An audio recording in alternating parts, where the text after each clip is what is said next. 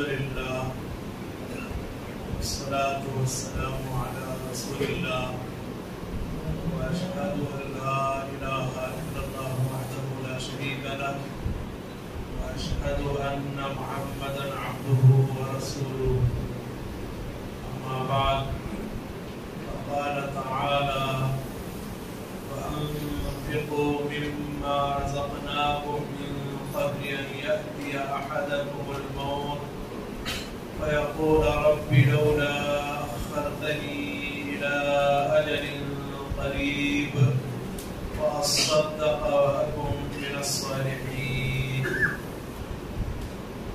حضرات، آج کا درس صدقے کی فضیلت پر ہوگا. صدقہ تین معنی میں استعمال ہوتا ہے. ہر نیکی صدقہ ہے، بھلائی کا حکم دینا صدقہ ہے، برائی سے روکنا صدقہ ہے، اور اللہ کا ذکر کرنا سبحان اللہ الحمدللہ اللہ اکبر لا حول ولا قوت الا باللہ کی شکل میں یہ بھی صدقہ ہے. تو صدقے کے تین معنوں میں سے ایک معنی نیکی ہے. ہر وہ نیکی جو خلوص دل کے ساتھ اخلاص کے ساتھ انجام دی جائے وہ صدقہ ہے. یہاں تک کہ کسی مومن کا کسی مومن کو دیکھ کر مسکرانا اور خوش ہونا یہ بھی صدقہ ہے. تبسموں کا فی وجہ اخی کا صدقہ، تمہارا اپنے بھائی کو دیکھ کر مسکرانا یہ بھی صدقہ ہے. صدقے کا دوسرا معنی زکوٰۃ ہے. چنانچہ قرآن مجید میں رب العالمین نے زکوٰۃ کے 8 مدات کا ذکر فرمایا جہاں زکوٰۃ کا مال صرف کرنا چاہیے، خرچ کرنا چاہیے. تو اللہ تعالیٰ نے اس مناسبت سے زکوٰۃ کو صدقات کا لفظ استعمال فرمایا. انما الصدقات للفقراء والمساکین. اللہ تعالیٰ نے صدقات کا یہاں تذکرہ کر کے زکوٰۃ کے مدات کو ذکر فرمایا. تو زکوٰۃ کو صدقہ کہتے ہیں. اور تیسرا معنی صدقے کا خیرات ہے، جو آدمی اپنی خوشی سے اللہ کی راہ میں خرچ کرتا ہے، اور اس کی بڑی اہمیت اور اس کی بڑی فضیلت ہے. فرض زکوٰۃ ادا کرنا یہ اپنی جگہ فرض اور واجب ہے، لیکن اپنی خوشی سے آدمی اپنے آخرت کے لیے اللہ کی راہ میں جو مال خرچ کرتا ہے یہ خیرات اور صدقہ ہے. بہرکیف صدقے کی خیرات کی بہت فضیلت ہے، چاہے نیکی کی شکل میں ہو، چاہے زکوٰۃ کی شکل میں ہو، چاہے اپنی خوشی سے خیرات کی شکل میں ہو. چنانچہ رب العالمین نے فرمایا، تلاوت کردہ آیت مبارکہ سورہ منافقون کی ہے. ترجمہ اس طرح ہے، اور تم لوگ خرچ کرو اس میں سے جو ہم نے تم کو دیا ہے، قبل اس کے کہ تم میں سے کسی کے پاس موت آئے اور وہ کہنے لگے کہ اے میرے رب، اگر تو مجھے مہلت دے دے قریبی مدت کے لیے تو میں صدقہ کروں گا اور میں نیک لوگوں میں سے ہو جاؤں گا. وہ انسان جس کی موت قریب ہو اور مرنے کے قریب ہو جائے تو اگر اس کی کوئی خواہش ہوگی تو یہی خواہش ہوگی کہ مجھے اور چند دنوں تک کی جینے کی مہلت دی جائے اور میں اس مہلت میں اللہ کی راہ میں صدقہ کروں اور نیک لوگوں میں سے ہو جاؤں. مرنے والا انسان یہ نہیں کہے گا کہ میں اگر زندہ رہا تو نماز پڑھوں گا، روزے رکھوں گا، حج کروں گا، بلکہ وہ یہ خواہش کرے گا کہ میں صدقہ کروں گا، اللہ کی راہ میں مال کو خرچ کروں گا. اور صدقے کی فضیلت یہ ہے، رب العالمین نے سورہ سبا میں فرمایا وَمَا أَنفَقْتُم مِّن شَيْءٍ فَهُوَ يُخْلِفُهُ وَهُوَ خَيْرُ الرَّازِقِينَ. اور جو بھی چیز تم خرچ کرو گے تو اللہ تعالیٰ اس کا بدلہ اسے عطا کرے گا اور وہ رزق دینے والوں میں بہترین رزق دینے والا ہے۔ تو آدمی کا کیا ہوا مال، جو خرچ کیا ہوا مال اللہ کی راہ میں ضائع اور برباد نہیں ہے، بلکہ اللہ تعالیٰ اس کی وجہ سے مال میں برکت عطا کرے گا اور ساتھ ہی ساتھ اجر عظیم سے نوازے گا۔ چنانچہ اللہ رب العالمین نے سورہ بقرہ میں فرمایا الذین ينفقون اموالهم باللیل والنہار سرا وعلانیہ فلهم اجرهم عند ربهم ولا خوف علیہم ولا هم يحزنون۔ جو لوگ اپنے مالوں کو خرچ کرتے ہیں رات میں اور دن میں، چھپا کر اور ظاہر کر کے، تو ان کے لیے ان کا بدلہ ہے ان کے رب کے پاس، اور ان پر کوئی خوف اور اندیشہ نہیں ہے، اور نہ ہی وہ لوگ غمگین ہوں گے، غمزدہ ہوں گے۔ سبحان اللہ، یہ بات اللہ رب العالمین نے اپنے اولیاء کے لیے بھی بیان فرمائی، ایمان والے تقوی والے لوگوں کے لیے بھی اللہ نے یہی بات بیان فرمائی، اور یہ بات رب العالمین نے اس کی راہ میں خرچ کرنے والوں کے سلسلے میں واضح فرمائی۔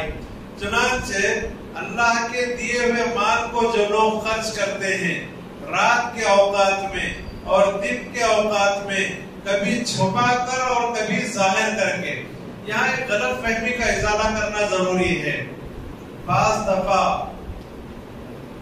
ظاہر کر کے اللہ کی راہ میں دینا یہ مستحب عمل ہے۔ آپ کی نیت یہ ہو کہ آپ کسی بخیل انسان کو بتانا چاہتے ہیں کہ دیکھو اللہ کی راہ میں خرچ کرنا چاہیے۔ اگر آپ اس نیت سے دکھا کر خرچ کر رہے ہیں، مقصود اللہ کی رضامندی ہے، لیکن بخیل کی بخالت کو دور کرنے کے لیے ظاہر کر کے دے رہے ہیں تو یہ بری بات نہیں ہے۔ یا اجتماعیت کو ظاہر کرنے کے لیے، مثال کے طور پر بہت سے لوگوں پر زکوٰۃ فرض ہوتی ہے، جس پر زکوٰۃ فرض ہوتی ہے وہ اپنی زکوٰۃ لے جا کر بیت المال میں جمع کرتے ہیں۔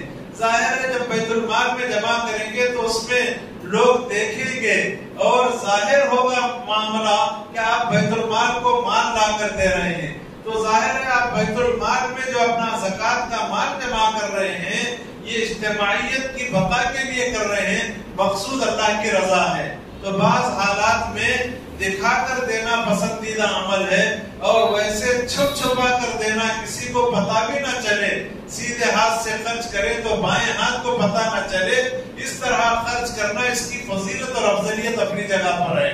تو یہ ہم نہیں کہہ سکتے کسی ظاہر کر کے خرچ کرنے والے کے بارے میں کہ یہ آدمی ریاکار ہے، کیونکہ ریاکاری اور اخلاص کا تعلق اللہ تعالیٰ ہی بہتر جانتا ہے، دل کا حال اللہ ہی بہتر جانتا ہے۔ تو بہرکیف ظاہر کر کے چھپ چھپا کر جو لوگ خرچ کرتے ہیں ان کے لیے ان کے رب کے پاس ان کا بدلہ ہے، اور ان پر کوئی خوف نہیں ہے اور نہ وہ غمزدہ ہوں گے۔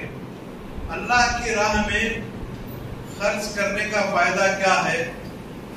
صحیح بخاری اور مسلم کی روایت ہے، ابو ہریرہ رضی اللہ عنہ حدیث کے راوی ہیں کہ رسول اللہ صلی اللہ علیہ وسلم نے فرمایا، اللہ تعالی نے فرمایا۔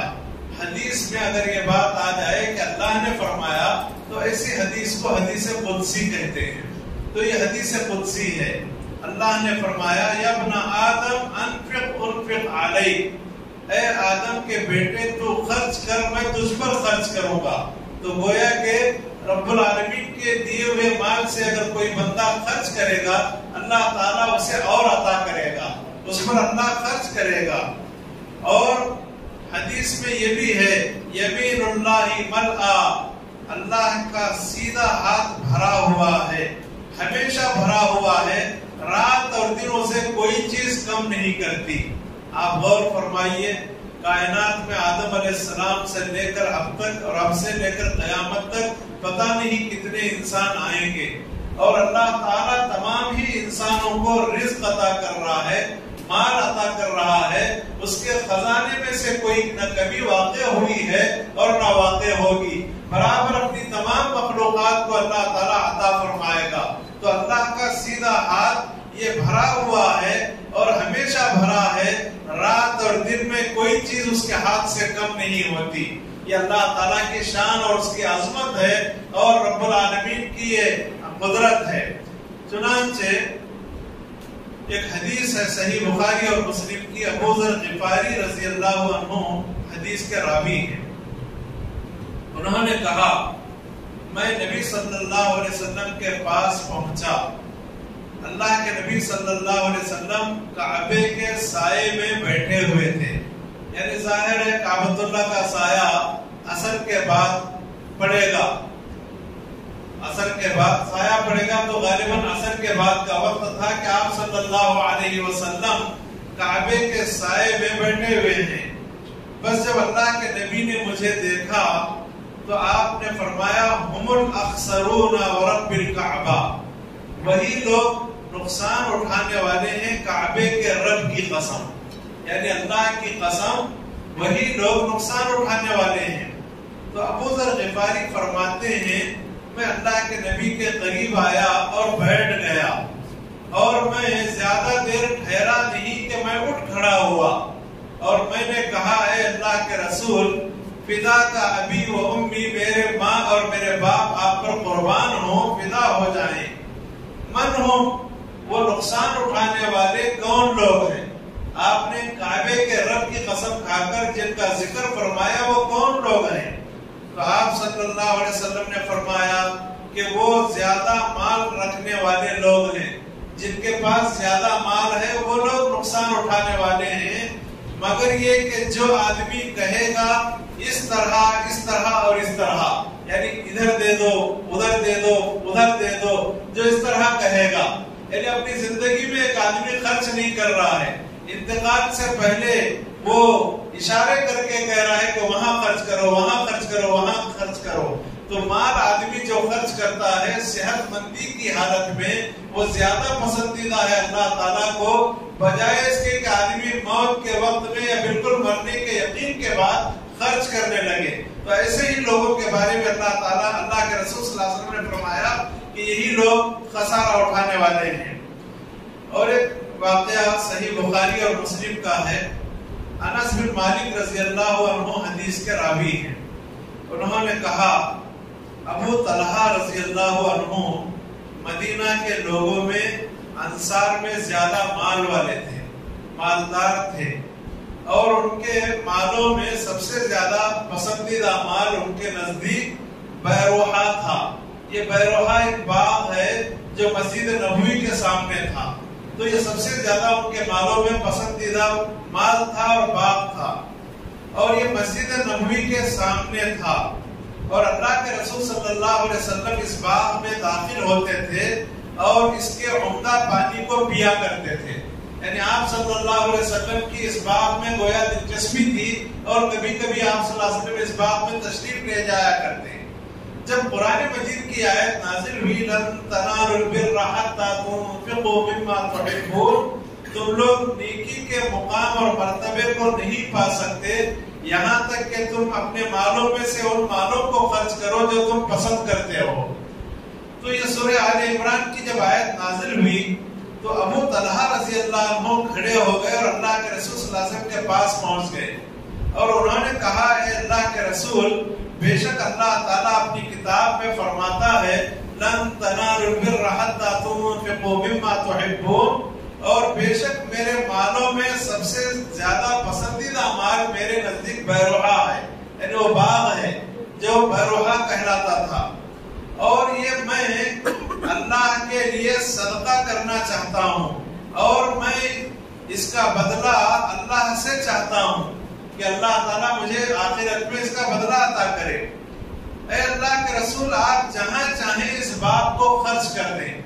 تو آپ صلی اللہ علیہ وسلم نے تعجب کرتے ہوئے فرمایا بخ ذالک مال رابح، ذالک مال رابح، بہت خوب اے ابو طلحہ، یہ تو بہت فائدے کا مال ہے، یہ تو بہت فائدے کا مال ہے۔ اس کے دو مطلب ہیں، اگر تم استعمال کر لو تو یہ تو بہت فائدے والی چیز ہے، اور دوسرا مطلب جو تم نے خرچہ کرنے کا ارادہ کیا ہے یہ بہت فائدے کا سودا ہے، بہت فائدے کا سودا ہے، آپ صلی اللہ علیہ وسلم نے فرمایا۔ اور پھر اس کے بعد اللہ کے رسول صلی اللہ علیہ وسلم نے فرمایا کہ اے ابو طلحہ، آپ جو کہہ رہے ہیں میں سن رہا ہوں، میرا خیال ہے کہ اس بات کو آپ اپنے قریبی رشتہ داروں میں دے دو، چنانچہ ابو طلحہ رضی اللہ عنہ نے اپنے قریبی رشتہ داروں کو یہ باغ دے دیا یا اپنے چچیرے بھائیوں کو یہ باغ دے دیا. تو آپ نے دیکھا کہ صحابہ کرام رضوان اللہ علیہم اجمعین میں صدقہ اور خیرات کا کیسا جذبہ تھا کہ پسندیدہ چیز اللہ کی راہ میں دے رہے ہیں اور قرآن مجید کی آیت سنتے ہی اس پر عمل کر رہے ہیں.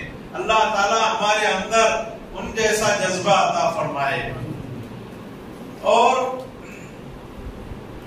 ابن قیم رحمت اللہ علیہ فرماتے ہیں کہ صدقہ اللہ کے نبی صلی اللہ علیہ وسلم کو بہت زیادہ پسند تھا. آپ صلی اللہ علیہ وسلم صدقہ کرنے سے خوش ہوتے تھے اور خود رسول اللہ صلی اللہ علیہ وسلم کا حال یہ تھا کہ تیز چلنے والی ہوا سے زیادہ آپ سخی تھے. آپ کا ہمیشہ ہاتھ کھلا رہتا تھا. جب آپ کے پاس کوئی محتاج آتا تو آپ اپنے آپ پر محتاج کو ترجیح دیتے تھے، کبھی کبھی کھانے کے ذریعے، کبھی لباس کے ذریعے.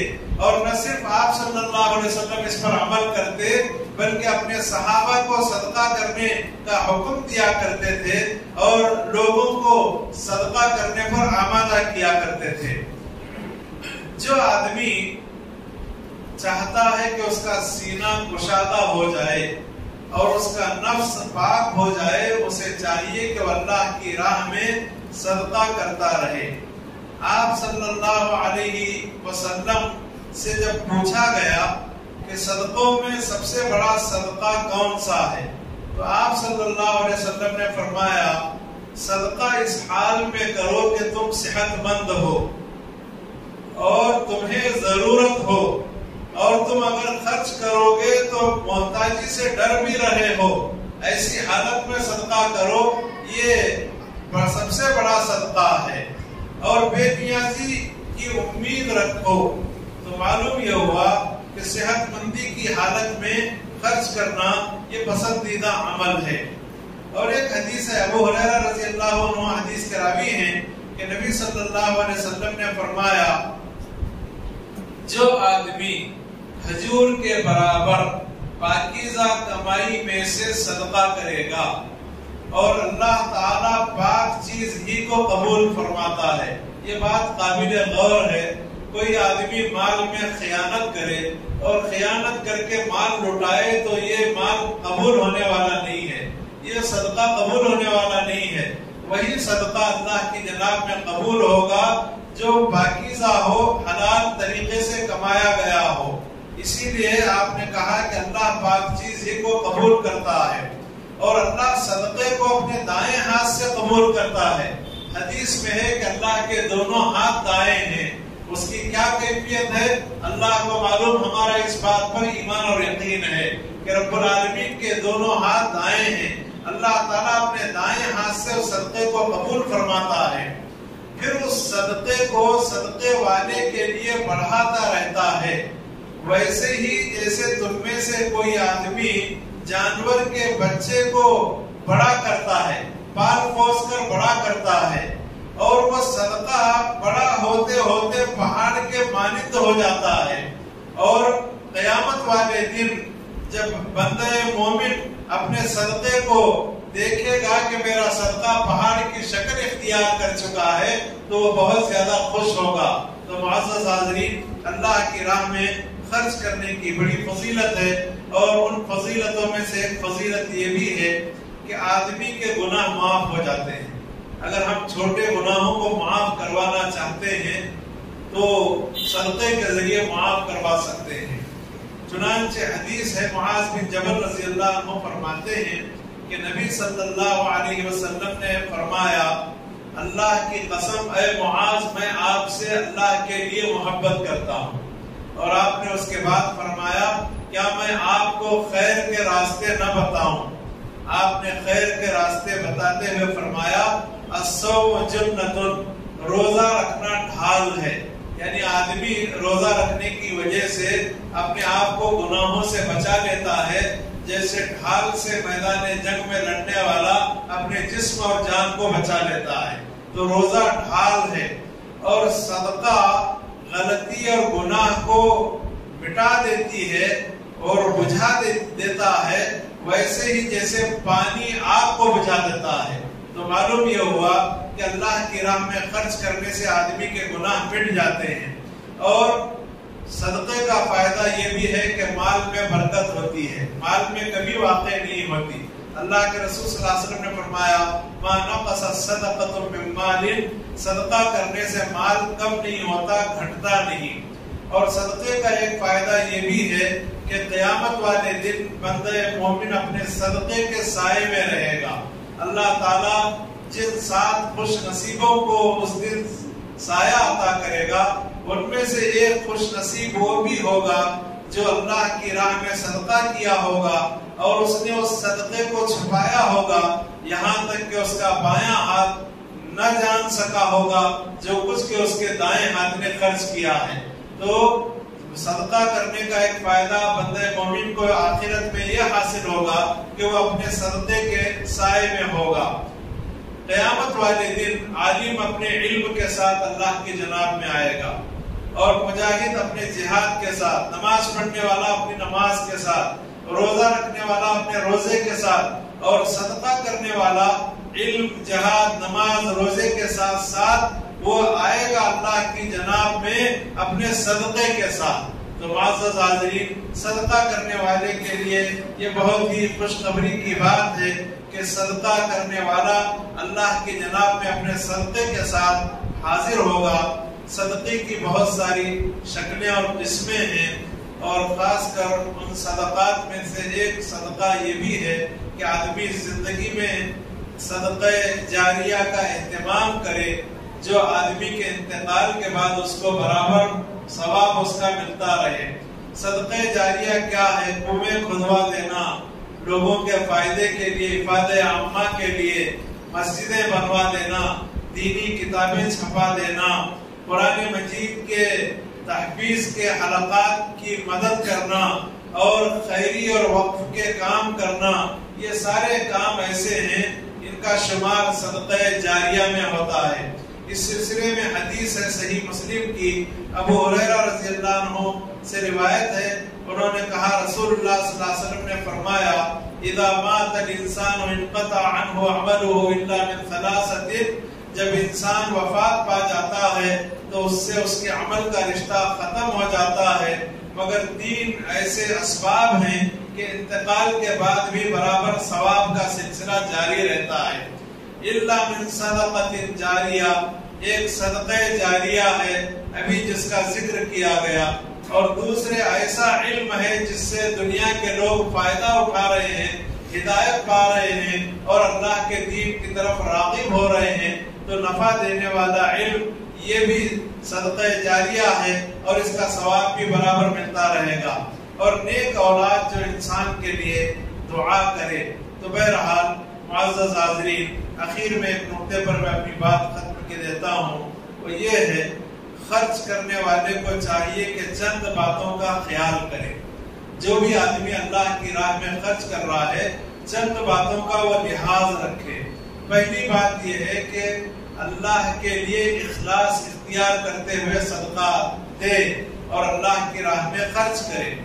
اور دوسری بات یہ ہے کہ صدقہ کرتے وقت میں ردی اور بیکار چیز کا صدقہ نہ کرے، کہ کھانا خراب ہو گیا اب صدقے کی سوجی، کپڑے پھٹ گئے کسی کو دینے کی سوجی، آدمی ایسا نہ کرے، بلکہ تازہ کھانا دے، اچھے کپڑے خیرات کرے، اس کا اہتمام کرے، ردی چیزیں صدقے میں خیرات میں نہ دے۔ اور تیسری بات جس کا خیال کرنا چاہیے وہ یہ ہے کہ نیکی اور صدقہ کرنے کے بعد آدمی احسان نہ جتلائے، کہ آپ نے کسی غریب کی مدد کی، آپ نے اللہ کے لیے صدقہ دیا، موقع پڑنے پر اس غریب کو یا گالی دے رہے ہیں یا احسان جتلا رہے ہیں، اس بات کا خیال کریں۔